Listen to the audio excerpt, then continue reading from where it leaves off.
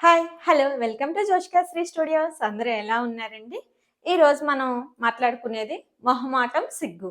So, చాలా మందికి మొహమాటం, సిగ్గు అనేవి ఉంటాయన్నమాట. మొహమాటం, సిగ్గు ఉంటాయి. కానీ అది ఎంతవరకు ఉండాలి?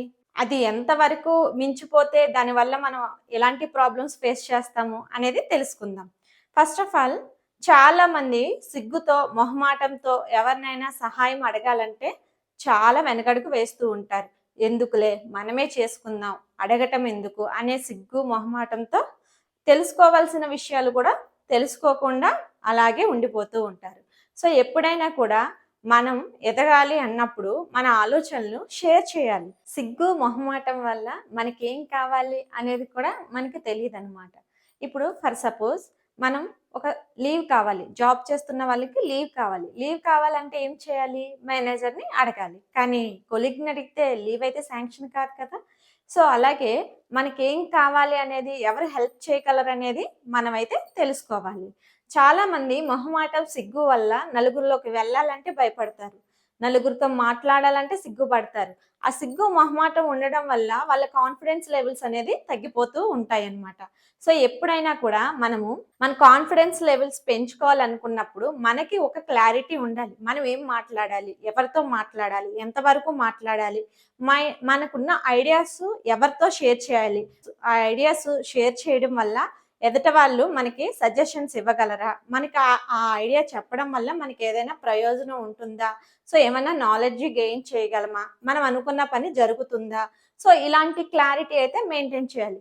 ఎప్పుడైతే మనము మన ఆలోచనలు స్ట్రాంగ్‌గా అనుకొని ఏదైతే చేయాలనుకుంటున్నామో అనే విషయంపై క్లారిటీ ఉన్నప్పుడు మొహమాటం అనేది పటాపంచలై అయిపోతుంది. కానీ ఎప్పుడైతే మనం సిగ్గుపడుతూ, మొహమాట పడుతూ ఉన్నామనుకోండి, ఏ పని జరగదు. మనం ఎక్కడ మొదలయ్యామో అక్కడే ఉండిపోతాం.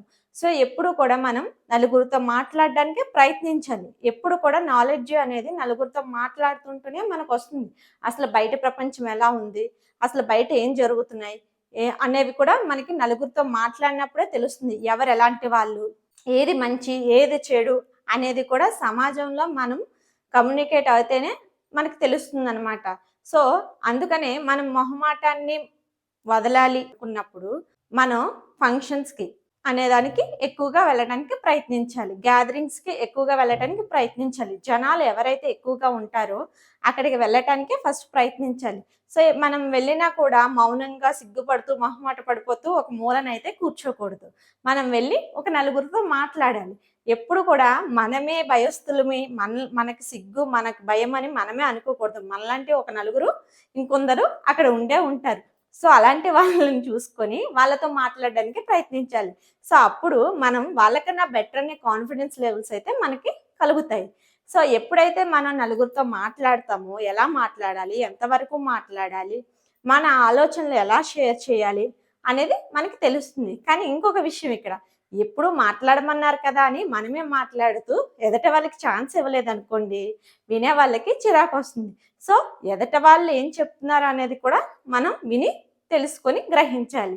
సో, ఇలా చేయటం వల్ల మనకున్న కొన్ని మొహమాటం, సిగ్గు ఇలాంటి అలవాట్లయితే తగ్గిపోతూ ఉంటాయి. సో, ఎప్పుడైతే మనం మొహమాటం, సిగ్గు అనేది కొంచెం తగ్గించుకున్నామో, మన జీవితంలో మనమైతే ఉన్నత స్థాయికి వెళ్ళడానికి ఎక్కువ ఛాన్సెస్ అయితే ఉంటాయి.